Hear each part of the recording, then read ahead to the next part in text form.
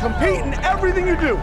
Compete on the practice field, compete in the weight room, compete in the classroom, compete in everything. We need to win the drill, win explosive, move forward. So I hope compete in every single aspect of your life. Here's what's great about college football this year. 40, 20, 15, 10. a lot of time. Runs out of time, and down he goes. Touchdown! Penn State, 93 yards. Unrivaled, the official podcast of Penn State football. Welcome into the Unrivaled Podcast, the official podcast of Penn State football. Today we bring you one of the more interesting stories within this program from one of the hardest workers and someone who has no doubt done it from the ground up. That's number 36, Jan Johnson. To share a different perspective on his story, we welcome in his mother, Teresa Johnson, and father, Jan Johnson Sr., who were both former student athletes themselves here at Penn State University. Guys, let's hit the ground running. Tell me what Jan was like growing up in your household. Jan's got a really goofy side. But then he also has a very caring side. We see both sides of that when he was growing up. Do you have any good stories when Jan was running around as a little kid, embarrassing stories? It's probably your only time that you're going to be able to get this in is his last year go-round. You know, we were talking about it when he was little. I think he was kindergarten, and I got a phone call at work that he had probably needed stitches, that he had run into a tree on the playground, and I left work driving. Probably ran a red light, almost got in an accident. I was beside myself because I couldn't think of what tree was on the playground at daycare, and get to daycare, and it's not a tree, it's a sapling. So we had to take Jan in, and he needed to get some stitches, needed to get a shot, a Novocaine shot, and the doctor said to him, well, I need you to count to 10 while I give you this shot. We didn't know if he could count to 10 because he was only in kindergarten. And he closed his eyes, and next thing you know, he was like, 1, 2, 3, 4, 5, 6, 7, 8, 9, 10, 11. Counted so fast, and we were like, okay, good. He knows how to count. So. Dad, did your heart go about 150 miles an hour when you got that phone call? That phone call? No. No. That one you were good. That one whatever, ran right. Into a tree. He's all good. It's yeah. Be fine. Guy things, whatever, right? Yeah. All right, so then let's fast forward to there comes a point in a day when you realize that Jan, your son, is obviously skilled when it comes to sports, and he's going to be able to do something at the next level or whatever it is, but he took a very different journey, and you guys have athletic genes within your family. But take me back to his junior year of high school when he got his first football offer. I know the offers started to roll in, but it wasn't the sport that he necessarily wanted to go to the next level with. So when that first call came in, what was that moment like for you guys? Well, I know for Jan, I think we were at the beach. We were at the Outer Banks when the calls could be made, and he really wanted Penn State to call. He just was waiting because Penn State has I think everybody knows this is his dream. But the wrestling, he was getting wrestling scholarships. Yeah, that had been talked about through the years in the 9th grade, 10th grade, 11th grade, all the way through there. But he said from the beginning that he felt that he wanted to play football, and so that's when, she's talking about in July when they could start to reach out. And so I think that he was, like she said, she was waiting for Penn State to call, but they hadn't called at that time. Now, were there some tough conversations I'd have to imagine, late nights, early mornings, whatever it is, when, those wrestling offers were coming in? There's wrestling history within your family, but he decided, I want to play football. How many of those tough conversations happened? I don't think they were that tough, personally. I mean, I think it was really about what he wanted to do. And when we had gone around and we had talked to some schools, we did the camps, we did those things for football, what we said was just, hey, listen, just talk to the wrestling coaches as well. Just talk to them. You never know what's going to happen. You don't know if you're going to change your mind. You don't know where it's going to be. So we did that part of that, but he really always wanted to do the football, and that was okay. That was totally 100% up to him, and what he did, he had a successful career in football as well. So I mean, he enjoyed it, and he had fun, and that's part of the whole thing. His lone FBS offer came from Akron, and then he also had an offer from an FCS school of Fordham, which Joel Moorhead was at the time. Where was his head at in those conversations at home, and the conversations that had to happen, whether that was a decision to go? But it sounds like you guys were all in it together, as Penn State was kind of the only thing on the mind. Well, I think the conversation was he really liked Joe Moorhead, really liked the coaches up at Fordham. There was a great group. The Akron coaches were wonderful also. But I think the conversation was, don't have any regrets. If Penn State is what you want and that's your dream, then you have to go for it. You can't be sitting in the dorm room in Fordham pining away to be at Penn State. And you can't be at Penn State saying, geez, I'm a walk-on and I'm really not happy about being here and I really shoulda. So make your decision, live with your decision, continue to move forward as your decisions go. So when decision day happened that he said, all right, I'm going to Penn State, was that a moment of relief for you guys, a moment of stress? What was that like? I think it was, we knew that's what he wanted. And I think we were both former athletes at Penn State. Mm-hmm. So I think we had maybe some background that other people wouldn't have as far as being able to tell him, you got to work hard. You got to do what your coaches do. This is a different level. But when you go in there, I told him I swam for Penn State. When I walked in, there were 13 girls in my freshman class. The end of my freshman year, there were 5 of us. There were 2 of us who swam for 4 years. This is a tough road for kids. It's a tough road for 4 years, 5 years, academically, socially. It's really tough. And so that's what we told him. This is your dream. Coach Franklin gave you this opportunity with that walk-on spot. Make the most of it. Prove that you belong here. You can, just prove yourself.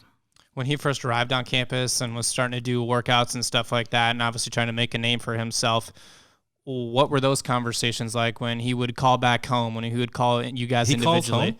Sounds like he needs to call home a little bit more. But when he would talk to you guys, obviously, like you were saying, the road is tough and things are difficult, and not everybody knows that until you go through certain things in your life. But what was the first initial instinct when he arrived on campus for him? I think, I don't know that it was any different for him maybe than at all the freshmen, because I think these kids come in and they come as, the top kid out of their program. And then they get themselves in a room of all top kids.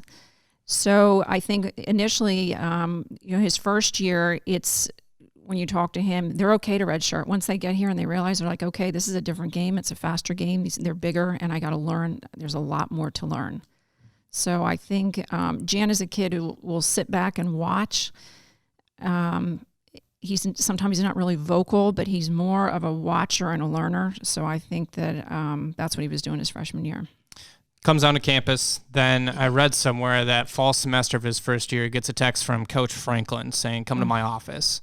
So his heart probably drops immediately. He lets you guys know, I'm assuming, right away. Your guys' heart drops. Did you know right away or no? No, we didn't know. He's not. Well, I was here. Remember? I was here. You were here. I was here right. for a conference. Oh, that's right. And I was meeting Jan for lunch. And we met at a corner. And he said, Coach Franklin texted me. And I was like, oh, my God, what'd you do? And he goes, I don't know. And so we drove up. And then I thought, well, do you want me to come in? And then I thought, well, no, wait, this isn't Little League. So I had to sit in the car and wait. How anxious was that? It was pretty anxious. So he goes up to Coach's office, and then obviously your mind's going 100 miles an hour. There's probably some communication going on with you as well, but then he comes down and says, well, wrestling is an opportunity. Yeah, I was sitting in the front seat of my car, and he knocked on the window, and I said, what's up? And he said, Coach Sanderson asked if I could come wrestle. And I said, what? Did you tell your dad? No, not yet. Not yet. So he came back up later to meet with Coach Sanderson and talk to Coach Franklin. And I think there again, it was his decision on what he wanted to do, and so he was asking, but we were said, look, you've got to decide this. Coach Franklin, Coach Pride, Spence, they were unbelievably supportive of him and what decision that he wanted to make, and it worked out really, really well, and he was really, really thankful that he had that opportunity. So why do you guys think he made that decision to ultimately join that crew and go on to win a national championship of many for that program over in the wrestling complex? But why do you think he made the choice? I think it was because of Penn State. I think that he wanted to, they asked him for help.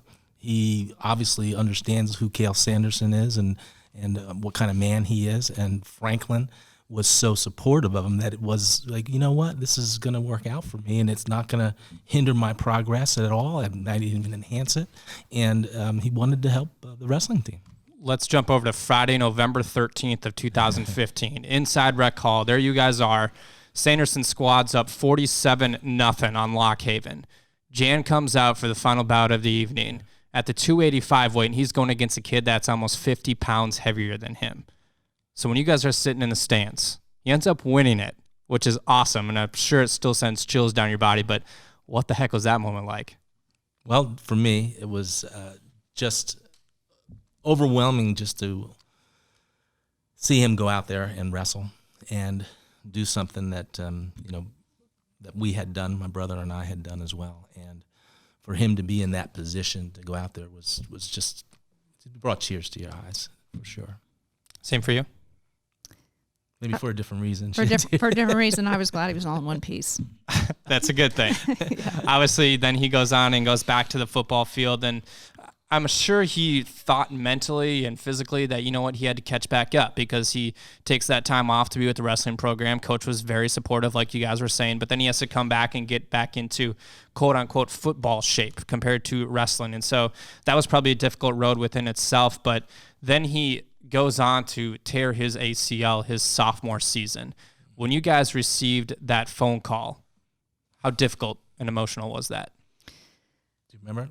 Well, I was down in Maryland watching the game, actually, and so I wasn't actually at home.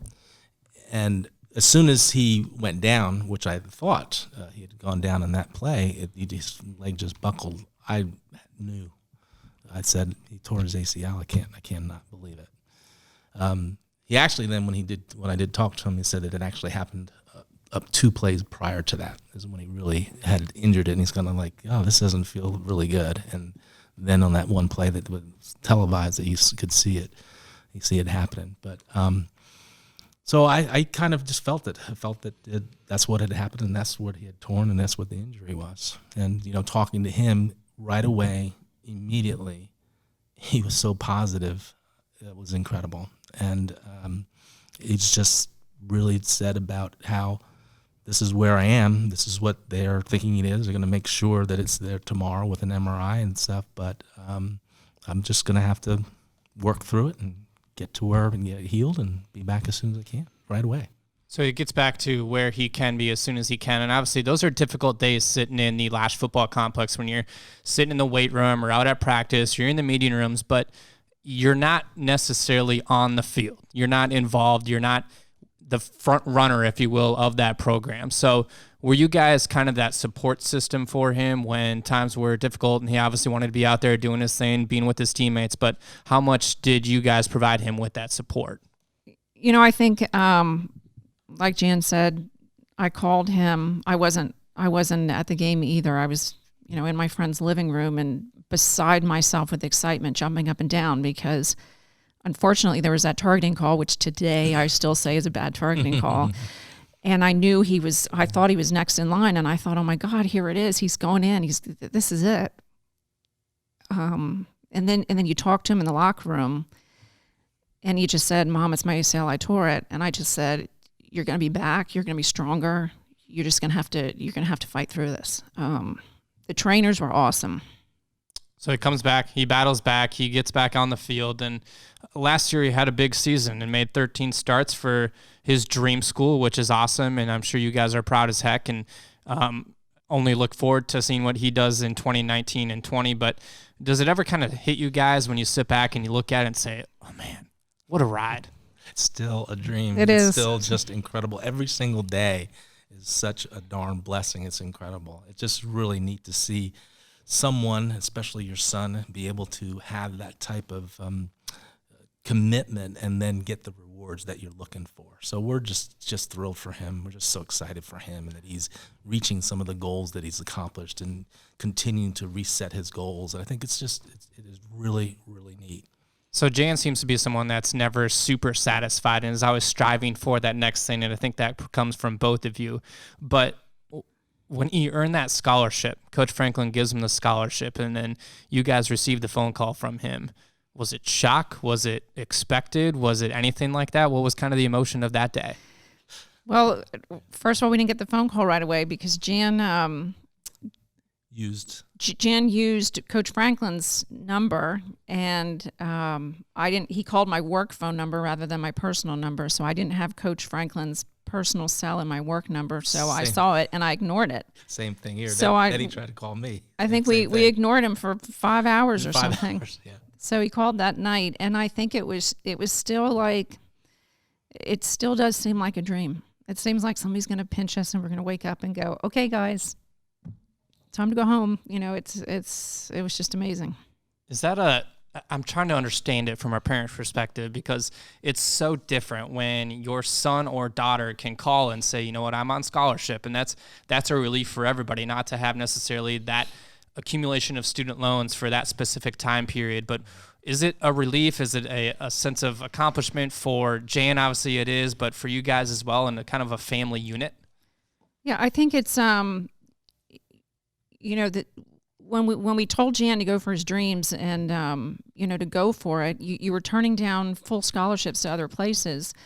So that was a choice that we made. So it was more of an an acknowledgement or a recognition of all of your hard work. So to me, I wouldn't say,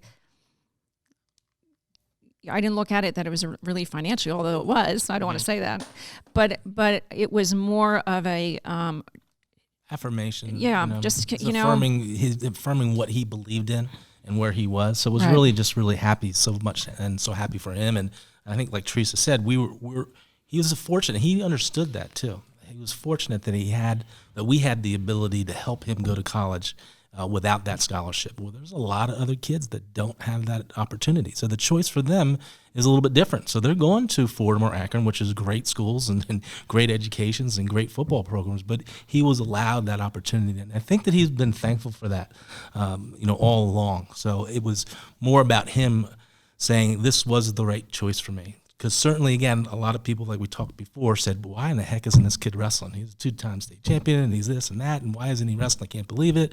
And he's like, no, football's what I want to do, and I want to do it. If I'm going to challenge myself, I'm going to do it at the highest level. And that's really where he ended up here at Penn State. So should that highest level come one day of the NFL, and obviously that's everybody's dream when you're playing at a Division I powerhouse like this at Penn State, and hopefully he gets that call to come be a part of the NFL. But if you can put yourselves in that mindset for a second, what would that moment mean for not only Jan, but for you guys as well? I think, our mindset is you got to take each week, 1 week at a time. I think there's a lot of expectations for this team. I think Jan has a lot of expectations for this team. And this is your senior year, and we're not going to leap past it. I've tried to tell Jan, I think one time, I call him Big Jan, yelled, he's like, why is your son the last one out of the tunnel? And I said, because I had a conversation with him to be in the moment, to try and take it in, because you're going to forget if you're all hyped up. And I had just said to him before one game, when you go out, just take it in. And I think he was last, and you were like, why is he last? I'm like, I told him to take the moment in. So, there's still a lot that Jan wants to accomplish with Penn State. Does he ever share any of those moments with you? I'm trying to. I don't know that he really. He'll say I didn't do well on that play, or he'll get down on himself that he didn't do well on a play, or he didn't make a run, or he didn't do something. But, no, we haven't. Whatever he wants, we're going to support. Sounds like it could be a good story 40 years down the road, 20 years, whatever it is, when you guys are all sitting as a family together, be able to share some of those moments, whether it's running out of that tunnel in Beaver Stadium or even some of the road games. But Jan has earned 2 degrees already from Penn State University, and obviously that's a big accomplishment for anybody at an institution like this. But how do you think Penn State and this staff have kind of prepared him for life after football in the future? Their support has been there all the way. Education has been the focus all the way. They continue to be encouraging. They didn't, Jan never felt, when you're talking about not just the educational part, but I don't think he ever felt like he didn't have the opportunity.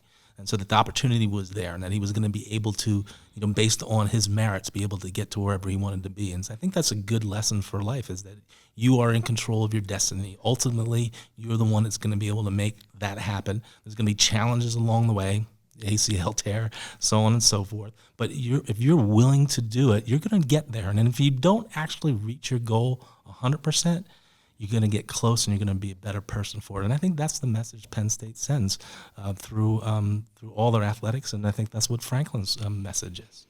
So I want you guys, last final thing, to send Jan out with a senior message, if you will, for this upcoming season. And obviously, he's a guy that has defined what it means to be a Penn State Nittany Lion, from his grit to his toughness to all the core values that Coach Franklin talks about every single day within his program. But go ahead and send him out one last time. And obviously, the season's going to open up here August 31st inside Beaver Stadium. What do you have to say to him? Enjoy it. Try and be in the moment. Leave everything on the field.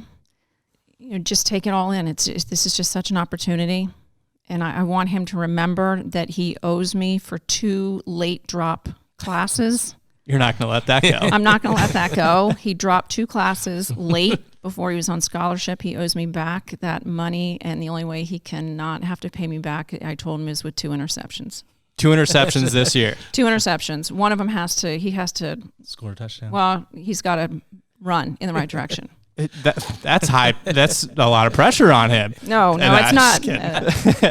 Dad, how about you?